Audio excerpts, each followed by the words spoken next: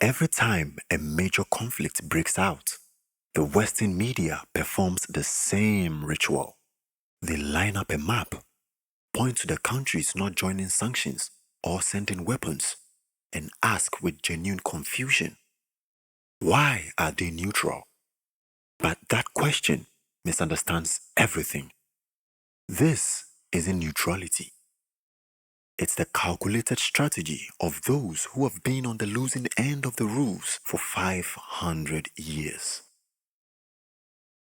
Let's talk about the diplomacy of the powerless. Right now, the narrative is clear. In the face of a war in Europe or the Middle East, much of Africa, Asia, or Latin America refuses to fully align with the Western position. In response, a wave of commentary has emerged. Some call it short-sighted. Some call it immoral. Some call it a victory for Russian or Chinese propaganda. All of these assume that the Global South is merely a passive spectator in someone else's game, vulnerable to the wrong influence. This is a profound failure of perspective. The Global South is not a spectator. It is a player in a completely different game with a completely different set of rules and objectives. So the real question isn't why won't they pick a side in our conflict? The question is, what game are they actually playing? And what survival logic have we chosen not to see? Because when you understand that logic, their position isn't confusing. It's the most rational, hard-nosed calculation on the world stage. Let me frame this through a principle every African understands intimately. When elephants fight, the grass suffers. For the West and its rivals, the conflict is ideological, civilizational, about a world order. For the average country in the Global South, the primary overwhelming goal is sovereign survival and development. Why are they not asking who is morally right? They are asking which stance will get our debt restructured, which position will keep grain and fertilizer flowing, which alliance will get us their infrastructure deal without political strings. This isn't cynicism. It's the burden of weakness. When you lack the power to set rules, your entire foreign policy becomes a series of triangulations between greater powers. Your morality is your survival. If Nigeria or Kenya acted on pure morality alone and sacrificed its economic stability, Western commentators would call it irresponsible governance. Yet they are demanded to do just that on the global stage. And this is not new.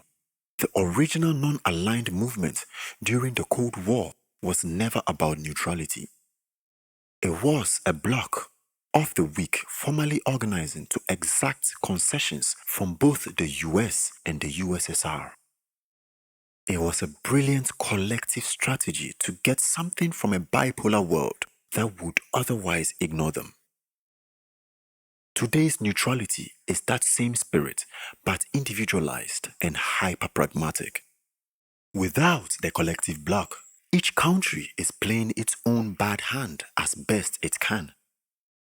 They are non-aligned, not with justice, but with the primary conflict of the powerful that does not serve their immediate interest. Here lies the paradox that makes the West so uncomfortable.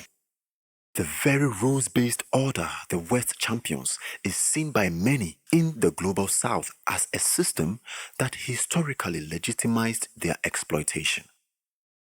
So, when the West says you must defend our rules, the subconscious reply is which part?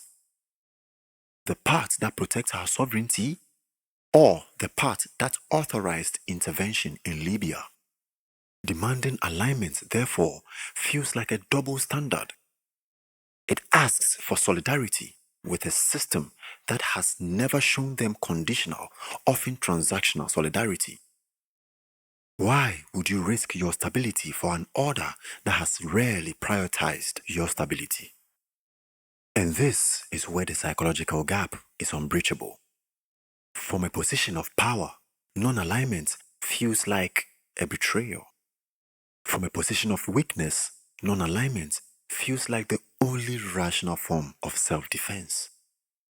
The West, accustomed to leading blocks of automatic allies, interprets hesitation as a failure of moral clarity. The Global South, skilled in the art of navigating imperial pressures, interprets automatic alignment as a failure of strategic intelligence. So, what is the game? The game is multi-alignment. The game is sovereign opportunism. The game is saying we will work with you on climate, with you on infrastructure, with you on security, but we will not adopt your enemies as our own. It is the ultimate declaration.